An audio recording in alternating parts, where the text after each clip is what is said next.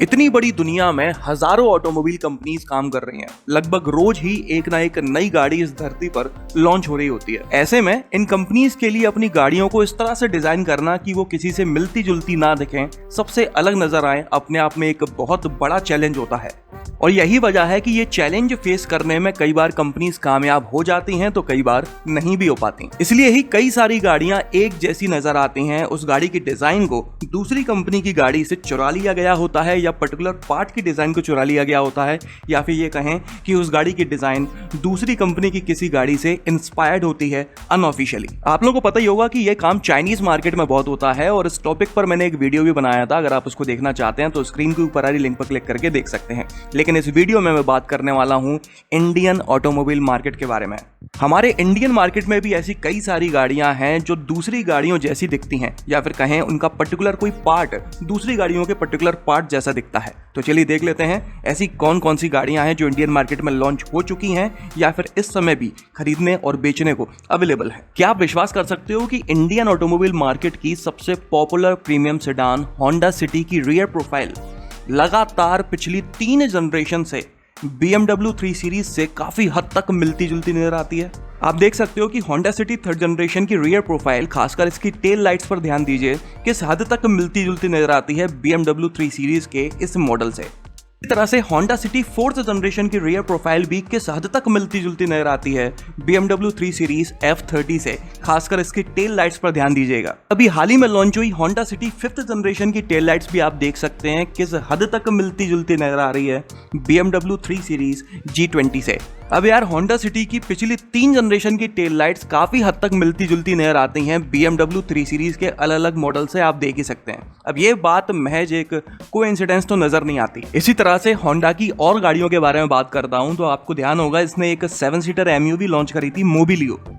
उसकी tail light भी काफी हद तक BMW की X1 से मिलती जुलती नजर आती है। हालांकि थोड़े बहुत चेंज करने की कोशिश की है होंडा ने, लेकिन फिर भी डिजाइन इंस्पायर्ड लगती है। इसी तरह से होंडा जैज। ये वीडियो आप किस ऐप पर देख रहे हो? यूट्यूब। शॉपिंग किस पे करते हो? Amazon। मूवीज किस पर देखते हो? नेटफ्लिक्स। आपके मोबाइल में भी iOS या फिर एंड्रॉइड होगा। जब इतनी सारी अमेरिकन कंपनीज के प्रोडक्ट और सर्विसेज का आप यूज करते हो, इनके फाउंडर्स से इंस्पायर होते हो, तो इन कंपनीज की ग्रोथ से फायदा क्यों नहीं उठाते? अब इंडिया में रह के आप टेस्ला के गाड़ी तो नहीं खरीद सकते, बट टेस्ला के शेयर्स तो खरीद सकते हो। अब आप सोचोगे कि यार यूएस स्टॉक्स के शेयर्स तो बहुत महंगे होते होंगे, हजारों डॉलर के होते होंगे और उनको खरीदने की बहुत टिपिकल प्रोसेस होगी। तो अगर आप IND मनी ऐप का यूज करते हैं तो इस ऐप के जरिए आप काफी आसानी से बिना किसी एक्स्ट्रा चार्ज, किसी brokerage fees, account opening fees के इन्वेस्ट कर सकते हो यूएस स्टॉक्स में। इसके अलावा यूएस स्टॉक्स में फ्रैक्शनल शेयर्स खरीदे जा सकते हैं, मतलब कि जरूरत नहीं पूरा का पूरा स्टॉक खरीदने की, आप स्टॉक का एक छोटा सा हिस्सा भी खरीद सकते हो। IND मनी ऐप के साथ मिलकर मैं आपको एप्पल के 250 रुपए के शेयर्स बिल्कुल फ्री में दे रहा हूं। बस आपको कुछ करना है तो इस वीडियो के डिस्क्रिप्शन बॉक्स में दी गई लिंक के थ्रू IND मनी ऐप को डाउनलोड करना है और अपना यूएस स्टॉक अकाउंट क्रिएट करना है। और अगर आप एप्पल स्टोर या प्ले स्टोर से डायरेक्ट भी IND मनी ऐप को डाउनलोड कर लेते हो तो आप ऐसी एप्पल कोड यूज करके भी 250 रुपए के एप्पल शेयर्स फ्री में ले सकते हैं। इसके अलावा अगर आप अपने यूएस स्टॉक अकाउंट में पहली बार फंड डालते हैं तो आपको 750 रुपए के यूएस स्टॉक्स फ्री में भी मिलते हैं। तो अभी कभी डाउनलोड करिए IND मनी ऐप। इसी तरह से होंडा जैज जो अभी भी मार्केट में अवेलेबल है, उसकी टेल लाइट किस हद तक एक जैसी लगती है वॉल्वो की सिग्नेचर टेल लाइट से, वो आप देख सकते हो। आपने देखा होगा वॉल्वो की हर किसी गाड़ी में इसी पैटर्न की टेल लाइट होती है और जैज में भी इसी पैटर्न की टेल लाइट का यूज किया गया है। और सिर्फ होंडा जैज ही नहीं, वॉल्वो जैसी टेल लाइट मारुति अर्टिगा में भी देखने को मिल जाती है। आप देख सकते हैं इमेजेस में दोनों कितनी ज्यादा मिलती जुलती नजर आती हैं। इसी तरह से इंडियन ऑटोमोबाइल मार्केट की मोस्ट पॉपुलर हैचबैक स्विफ्ट के बारे में बात की जाए तो इस गाड़ी का जो बेसिक शेप है वो काफी हद तक मिलता जुलता लगता है मिनी कूपर से। मेरा मतलब है कि हम हेडलैम्प्स की बात करें, टेल लैम्प्स की, फॉग लैम्प्स की, या फिर छोटी छोटी चीजों की, तो वो तो अलग है, अलग तरह से डिजाइन की गई है। लेकिन अगर हम दोनों गाड़ियों की बेसिक शेप की बात करें तो उसमें काफी सिमिलरिटीज नजर आती हैं। इसी तरह से मारुति की जो SUV S-Cross है उसकी डिजाइन भी काफी हद तक सिमिलर लगती है BMW की X1 से। मेरा मतलब है कि अगर आप जल्दी जल्दी में एक नजर में देखोगे तो आपको BMW X1 S-Cross जैसी ही लगेगी, या फिर कहूं कि S-Cross आपको BMW X1 जैसी ही लगेगी। अब किस गाड़ी की डिजाइन किससे इंस्पायर्ड है ये तो आप लोग ही बताइए। मारुति की एक और गाड़ी है बलेनो, जिसके टेल लैंप्स देखिए और साथ ही में देखिए आप मर्सिडीज A क्लास के टेल लैंप्स किस हद तक एक जैसे लगते हैं। हालांकि अब बलेनो के टेल लैंप्स को रीडिजाइन कर दिया गया है, लेकिन हम बात कर रहे हैं पुरानी बलेनो के बारे में, तो उसके टेल लैंप्स एक जैसे लगते हैं मर्सिडीज A क्लास की तरह। ये गाड़ियों के पार्ट्स या फिर पूरी की पूरी गाड़ियों की बेसिक डिजाइन इंटेंशनली कॉपी की गई है या फिर कोइंसिडेंटली कॉपी हो गई है, ये मुझे नहीं पता। जो भी लेकिन एक जैसा नजर आता है वो मैं आपको बताने की कोशिश कर रहा हूँ। अगली गाड़ी है महिंद्रा थार। इस गाड़ी की डिजाइन किससे कॉपी की गई है वो तो आप लोग बहुत अच्छी तरह से जानते हो, वो है जीप की रैंगलर। और इसी बात को लेकर जीप और महिंद्रा के बीच में कुछ कानूनी विवाद भी चल रहे हैं। इनफैक्ट इंडिया में नहीं, इंडिया के बाहर दूसरे देशों में चल रहे हैं, जहां पर महिंद्रा वाले अपनी इस नेक्स्ट जनरेशन थार को लॉन्च करने वाले थे, लेकिन पहले से ही वहां पर रैंगलर अवेलेबल थी मार्केट में। इसी बात को लेकर जीप वालों ने महिंद्रा वालों के ऊपर केस लगाया है। उसका स्टेटस क्या है वो मुझे नहीं पता, बट शायद वहां पर उस देश में थार की बिक्री को रोक दिया गया है। ध्यान से देखेंगे तो इस गाड़ी को पूरी तरह से कॉपी किया गया है। फिर हम चाहे बात करें फ्रंट प्रोफाइल की, साइड की, रियर की, हर जगह से ये जीप रैंगलर जैसी ही लगती है।